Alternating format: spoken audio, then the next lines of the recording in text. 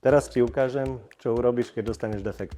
Koleso dáme dolu spôsobom, povolíme rýchlo upínák, následne demontujeme predné koleso vysunutím. Bicykel môžeme takto jednoducho postaviť na vidulicu. Dáme dolu čiapočku ventilu a pokiaľ v kolese je ešte nejaký tlak, potrebujeme ho vyfúčať čímkoľvek, šrubovákom, niečo, čo je menší priemer ako ventil. Na to, aby sme sa dostali k duši, potrebujeme dať dolu plášť, takže máme ho sfúknutý. Používame na to takúto monterpáčku. Monterpáčku dávame vždy od ventilu do protiľahlej strany, aby sme pri vyvliekaní plášťa nepoškodili ventil duše.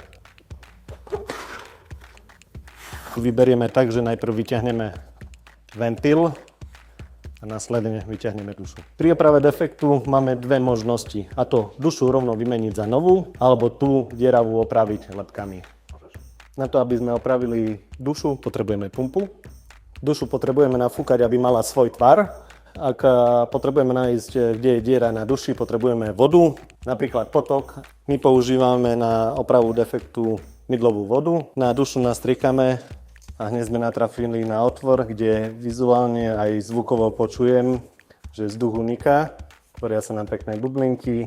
Vieme, kde je dierka, pretože sme si označili, vizuálne ju vidíme. Dušu si takto jemne zdrsneme, prelepíme dierku, podržíme ju 30 sekúnd pod jemným tlakom. Takto zalepenú dušu jemne nafúkame, aby mala svoj tvar. Potrebujete nasadiť jednu stranu späť, veľmi jednoducho rukou. Nájdeme si ventil.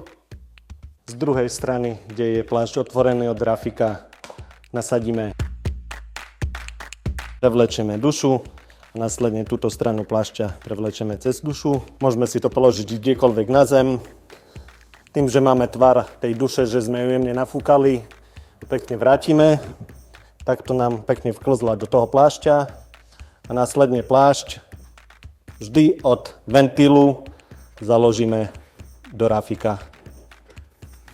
A pri konci už keď dávame cez ventil, tak dvoma rukami pekne prevlečem aj pri ventile. Jemne si ho povytiahneme, aby sme sa uistili, že je kolmo k náboju, aby pri fúkaní ho následne neotrhlo z duše. Než finálne nafúkame koleso, každé koleso potrebujeme vedieť, akým tlakom nafúkať, takže si to nájdeme na plášti. Toto máme 2,8 až 4,5 páru. Prstom pritlačíme ventil, keď nasadzujeme pumpu, natlačíme, zaistíme, môžeme fúkať. Pokiaľ máme pumpu s barometrom, je to jednoduchšie, pretože vieme presne, akým tlakom nafúkať. Ak nie, tak vizuálne tlakom a stlačením plášťa zistíme plus minus asi ako je nafúkané. Takto hotové koleso môžeme vrátiť späť do bicykla, vrátime čiapočku, založíme rovnakým spôsobom, ako sme ho demontovali, utiahneme rýchlo upínák a zaistíme.